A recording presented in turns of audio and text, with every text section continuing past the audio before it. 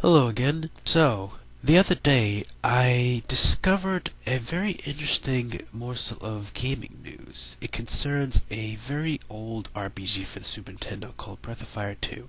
It's the second installment of a fairly obscure Capcom RPG series, which began life on the Super Nintendo and was last seen on the PlayStation 2. It really wasn't designed to be a groundbreaking RPG series. It revolved around this kid named Ryu, who in almost every iteration of the series had blue hair and a sword and was a member of the Dragon Clan and could transform into a dragon, kind of like summons from Final Fantasy.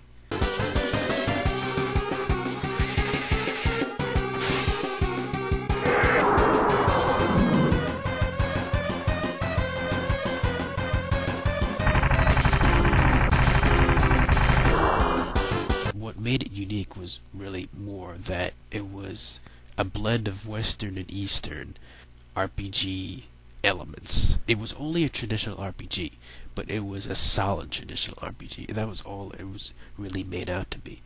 Breath of Fire 2, arguably the most popular installment in the franchise. Great game, except when it first came out for the Super Nintendo, it was crawling with bugs, among other problems. Amazingly, 7 years later, when this game was ported to the Game Boy Advance, 99% of these problems were not fixed. The biggest, most infamous problem being the horrific English translation.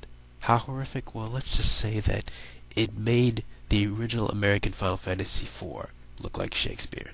So I was browsing the internets the other night, particularly YouTube, and I came across a very interesting video. The video was actually that of a brand new introduction to Breath of Fire 2 that was created by a bunch of hackers that were engaged in a retranslation project for Breath of Fire 2. The goal being to retranslate the game into English that Americans can actually understand, and to also introduce a few gameplay and aesthetic improvements. I mean, the game had a great story, but unfortunately, almost all of it was lost in translation. The retranslation was already done in German, and the patch is actually complete. You can actually download it from the website where it's hosted.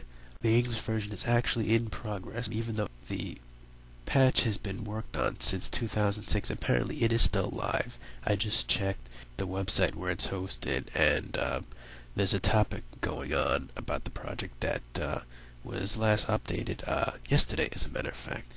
And frankly, I'm excited. So without further ado,